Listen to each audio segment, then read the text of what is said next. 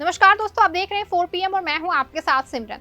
चुनाव आयोग की गर्दन लगी राहुल के हाथ, वोट चोरी बनी मोदी के गले की फांस। एसआईटी करेगी अब सीटों की जांच, क्या ज्ञानेश कुमार तब आएंगे बाज? दोस्तों, राहुल गांधी ने वोट चोरी को लेकर पूरे देश में जो आंधी चलाई है उसने चुनाव आयोग और ज्ञानेश कुमार समेत भाजपा की नींद उड़ा दी है। एक तरफ जहां सब राहुल गांधी के हाइड्रोजन बम के गिरने का इंतजार कर रहे हैं, दूसरी तरफ जो है इस बीच राहुल गांधी ने एक ऐसी मिसाइल दाग दी है जिसका सीधा निशाना चुनाव आयोग बन गया है।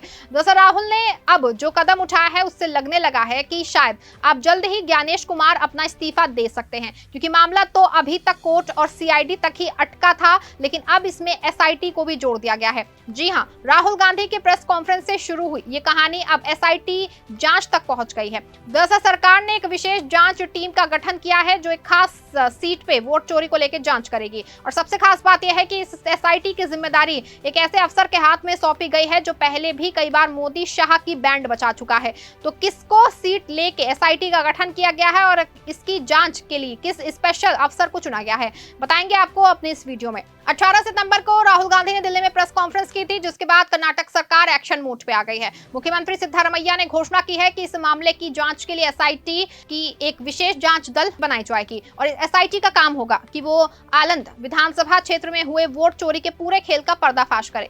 जी हां दोस्तों, ये वही सीट है जिसको लेकर राहुल गांधी ने 18 सितंबर को प्रेस कॉन्फ्रेंस में खुलासे किए। अब इसी सीट को लेकर एसआईटी की जांच होगी और एसआईटी का नेतृत्व सीआईडी के अतिरिक्त पुलिस महानिदेशक को सौंपा गया है।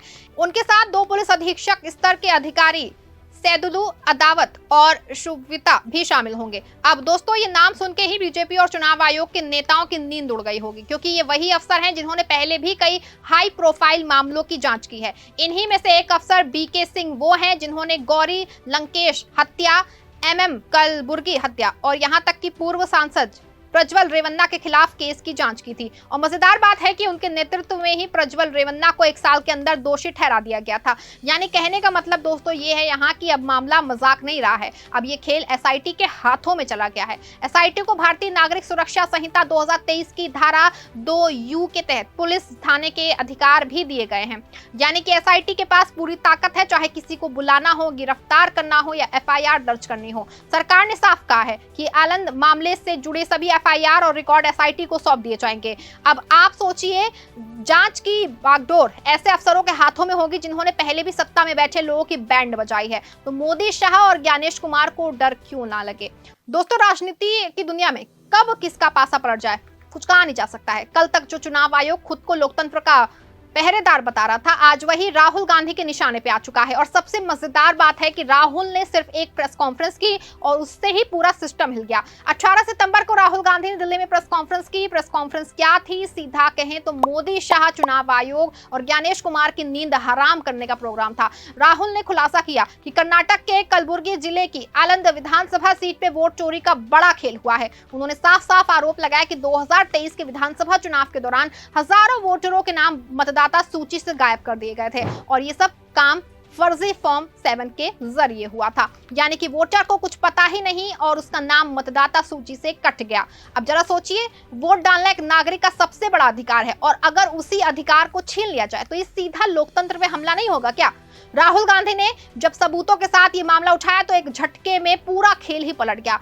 आलंद सीट से कांग्रेस विधायक BR पाटिल ने भी इस मामले में पुलिस से शिकायत दर्ज कराई है। उन्होंने बताया कि 256 मतदान केंद्रों से 6670 मतदाताओं के नाम अवैध रूप से हटा दिए गए। दोस्तों, यह आंकड़ा कोई छोटा मोटा नहीं है। 6670 नाम, यानी कि पूरा का पूरा एक गांव मतदाता सूची से गायब हो गया। और जब बाद में चुनाव अधिकारियों ने जांच की तो पाया कि 6018 नाम हटाने के लिए आवेदन दिए गए थे, लेकिन उसमें से सिर्फ 24 ही वैध थे। बाकी 5994 आवेदन अलग अलग मोबाइल नंबरों से फर्जी तरीके से मतदाताओं की जानकारी के बिना दुर्भावनापूर्ण इरादे से लगाए गए थे। अब सवाल उठता है दोस्तों कि इतनी बड़ी धांधली कौन करवा रहा था? राहुल गांधी का सीधा इशारा चुनाव आयोग की तरफ था। उन्होंने कहा कि मुख्य चुनाव आयुक्त ज्ञानेश कुमार इन वोट चोरों को बचा रहे हैं। अब दोस्तों, ये कोई हल्की बात नहीं है।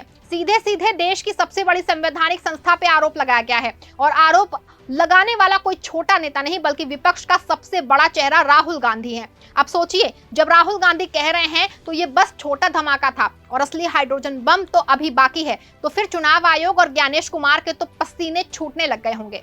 तो हमारी डिमांड है ज्ञानेश कुमार जी, आप अपना काम कीजिए।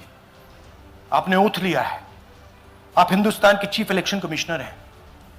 आपसे कर्नाटक की सीआईडी सबूत मांग रही है।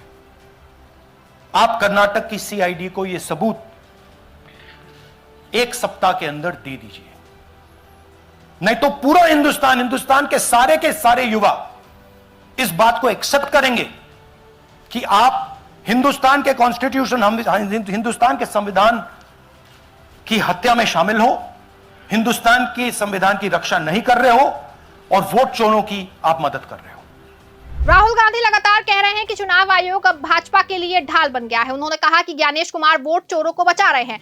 अब जब एसआईटी की जांच शुरू होगी तो साफ हो जाएगा कि राहुल सही थे और या चुनाव आयोग सही था। लेकिन एक बात तय है कि राहुल गांधी ने जो एसआईटी की मिसाइल दागी है वो सीधे चुनाव आयोग को लगी है।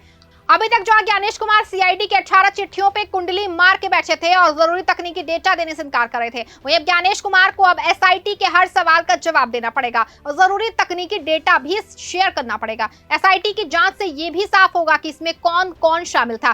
क्या ये सिर्फ स्थानीय अधिकारियों की मिली भगत थी या फिर इसके पीछे कोई और बड़ा राजनीतिक हाथ भी है।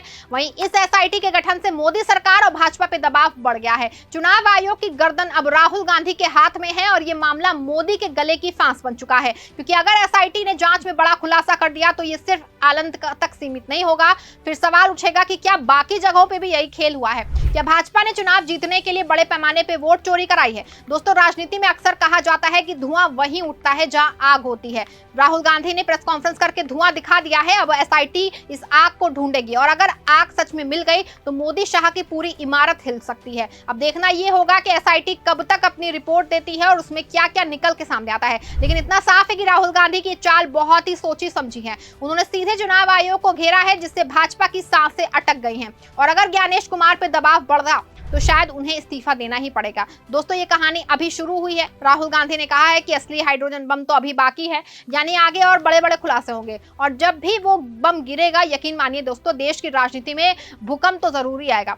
इस पूरे मामले पे आपकी क्या राय है, कमेंट में जरूर बताइएगा। खबर को लाइक और शेयर करिएगा। चैनल पे नए हैं तो चैनल को सब्सक्राइब भी करिएगा।